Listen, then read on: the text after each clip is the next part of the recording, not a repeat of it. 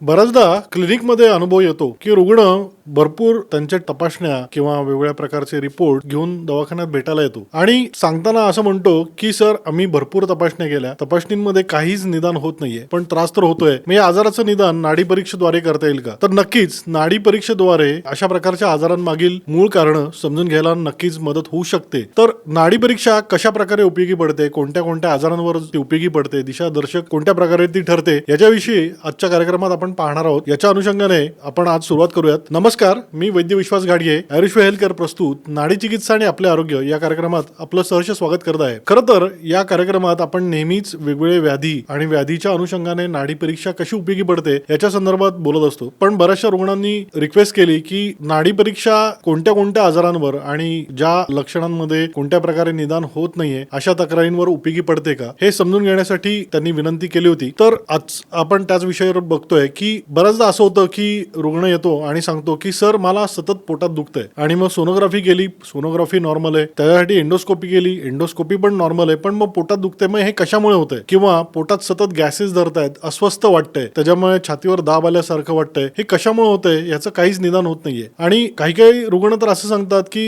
निदान होत नाहीये, मग शेवटी डॉक्टर म्हणले की तुझी ही लक्षणं मानसिक आहे, तू मानसोपचार तज्ञाला जाऊन भेट. अशा प्रकारे कधी कधी दिशाभूल होते किंवा त्यांना वेगळ्या पद्धतीने पाहिलं जातं. या सगळ्याच बाबतीमध्ये नाडी परीक्षा ही अतिशय उपयोगी पडते. सर्वात प्रथम मी पोटाच्या अशा प्रकारच्या तक्रारींसंदर्भात सांगतोय की सतत पोटात दुखतंय, पोटात गॅसेस धरतायत, अस्वस्थ वाटतंय, भूक लागत नाहीये, वजन कमी होत चाललंय. याच्या मागे नक्की कारण काय, हे कोणत्याही ब्लड टेस्ट मध्ये, कोणत्याही MRI scan, CT scan, sonography मध्ये दिसत नाही. कारण मूळतः अशा प्रकारच्या लक्षणांमागे तुमच्या पचन संस्थेत बिघाड झालेले असतात. मूळतः पचनाशी निगडीत पाचकस्राव व्यवस्थित निर्माण होत नसतात, अग्निवान्य निर्माण झालेलं असतं, यकृताच्या कार्यपद्धतीत बदल असतो, तुमच्या जीवन पद्धतीचा परिणाम तुमच्या पचनावर झालेला असतो आणि त्याच्यामुळे या प्रकारची लक्षणं उत्पन्न होतात. मग याचं निदान करायचं कसं? तर नाडी परीक्षा ही अतिशय उपयोगी पडते. नाडी परीक्षा ही आयुर्वेदातील अष्टविध परीक्षा आहे, ज्याच्यामध्ये रुग्णाला आपण दर्शन पाहून स्पर्श करून आपण तपासतो. जिव्हा, मलमूत्र यांचाही विचार केला जातो. त्याचप्रमाणे नाडी परीक्षेद्वारे रुग्णाच्या बाबतीमध्ये काय बिघाड होतोय शरीरात, त्याच्या शरीरातील दोषस्थिती कशी आहे, स्पेसिफिकली पोटाच्या तक्रारींसंदर्भात पचनसंस्थेतले कोणते बिघाड आहेत, हे सगळं समजून घेण्यासाठी नाडी परीक्षा ही अतिशय उपयोगी पडते. नाडी परीक्षेमध्ये 3 बोटं म्हणजे तर्जनी, मध्यमा आणि अनामिका यांचा वापर करून वात, पित्त, कफ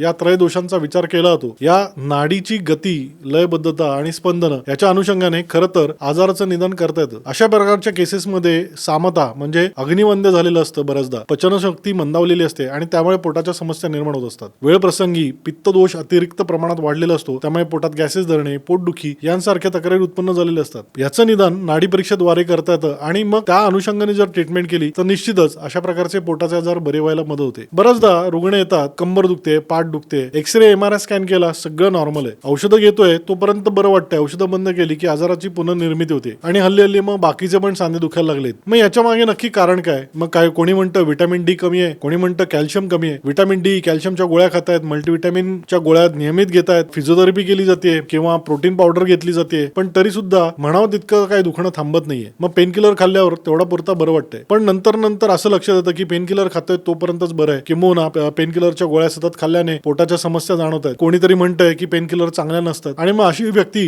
क्लिनिकमध्ये भेटायला येतात की सर नाडी परीक्षेद्वारे अशा प्रकारच्या आजारांवर निदान करता येईल का? तर डेफिनेटली निदान करता येईल. अशा प्रकारचे संधिविकार, मग ते पाठदुखी असू द्या, कंबर दुखी असू द्या, गुडघे दुखी असू द्या, याच्या मागे नाडी परीक्षेद्वारे सुयोग्य विचार करता येतो. मूळतः या केसेस जर बघायला गेलात तर काही केसेसमध्ये सांध्या अवघडत असतात. सकाळी उठल्यानंतर पाठ, कंबर अवघडत असते, उठून बसता येत नाही, जरा वेळ बसून राहावं लागतं आणि मग उठून थोडं चालल्यानंतर बरं वाटतं, किंवा गरम पाण्याने आंघोळ केली, शेकलं की ह्या व्यक्तींना बरं वाटत असतं. काही काही वेळेस अशा व्यक्तींना गुडघ्यावर, पायांवर सूज आलेली सुद्धा दिसून येते. तर या प्रकारच्या केसमध्ये वात आणि कफदोष वाढलेला असतो. अवरोधजन्य संप्राप्ती असं याला म्हटलं जातं. म्हणजे काय की पचनसंस्थेत बिघाड घडतात आणि पचनसंस्थेत बिघाड झाल्यामुळे अर्धवट पचलेला आहार रस शरीरात साठू लागतो, ज्याचा वाताच्या हालचालीला अडथळा उत्पन्न होतो आणि मग हा वात एखाद्या स्पेसिफिक सांध्याच्या ठिकाणी जेव्हा संचित होतो तेव्हा त्या ठिकाणी वेदना, अवघडलेपणा उत्पन्न करत असतो. मग हे सगळं जे घडतंय, जे रुग्णाला जाणवतंय, याच्या मागचं मूळ कारण समजून घ्यायचं कसं? कारण या मागे तर कोणतेही टेस्ट नाहीये, त्यांच्या ब्लड टेस्ट नॉर्मल आहेत, सिटी स्कॅन, MRI स्कॅन पण नॉर्मल आहे. मग हे दुखतंय का? याचं निदान नाडी परीक्षेद्वारे करता येतं. नाडी परीक्षेद्वारे मी मगाशी उल्लेख केलेल्या प्रमाणे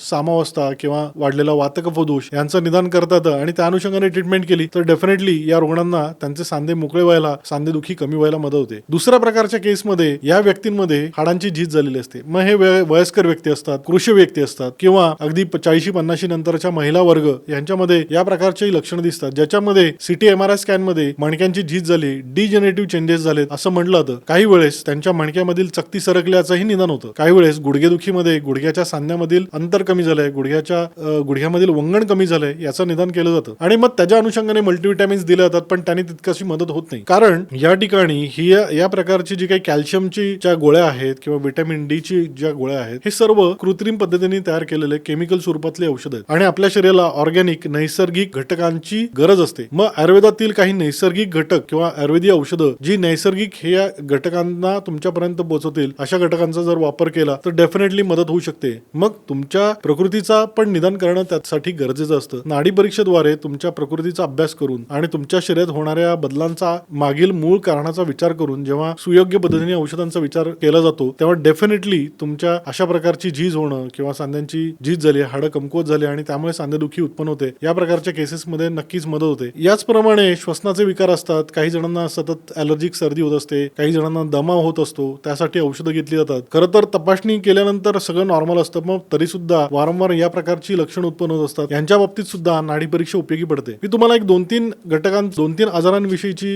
एक उदाहरणं तुम्हाला सांगितली की नाडी परीक्षा या वेगवेगळ्या आजारांच्या संदर्भात कशी उपयोगी पडते. पण एक इनऑल जर पाहिलं तर नाडी परीक्षा ही तुमच्या शरीरातील बिघाडांचं आकलन करून देणार असते. मी बऱ्याचदा आपल्या पेशंटला सांगताना मी म्हणतो की तुमच्या टोटल बॉडीचा स्कॅन नाडी परीक्षेद्वारे होतो. जे कोणत्याही तपासणीत दिसत नाही, कोणत्याही स्कॅन रिपोर्ट मध्ये दिसत नाही, ते नाडी परीक्षेत जाणून येतं. ही नाडी परीक्षा तुमच्या शरीरातील दोषस्थिती सांगते, तुमच्या शरीरातील क्रियात्मक बिघाड काय आहे ते समजावून सांगते, ज्याच्यामुळे तुमच्या लक्षणांमागील मूळ कारण समजतात आणि त्या अनुषंगाने ट्रीटमेंट केले जाते. अगदी थोडक्यात सांगायचं झालं तर योग्य निदान या नाडी परीक्षेद्वारे केलं जातं, ज्याच्यामुळे प्रिसाइज मेडिसिन दिली जातात, ज्याच्यामुळे कमीत कमी काळात कमीत कमी औषधांमध्ये तुम्हाला मदत होऊ शकते. कारण बऱ्याचदा काय होतं की चुकीचं निदान आणि चुकीची औषधं ही तुमच्या आजाराला वाढवू शकतात. त्यामुळे तुमची प्रकृती कोणती आहे, तुम्हाला कोणत्या दोषांमुळे आजार उत्पन्न होत आहे, कोणते नक्की बिघाड शरीरात झालेले आहेत, याचं योग्य निदान हे नाडी परीक्षा करते. नाडी परीक्षेद्वारे तुमच्या आजारामागील मूळ कारण समजलं तर नक्कीच तुमचा आजार कायमचा बरा व्हायला मदत होऊ शकते. मी आशा करतोय की आज मी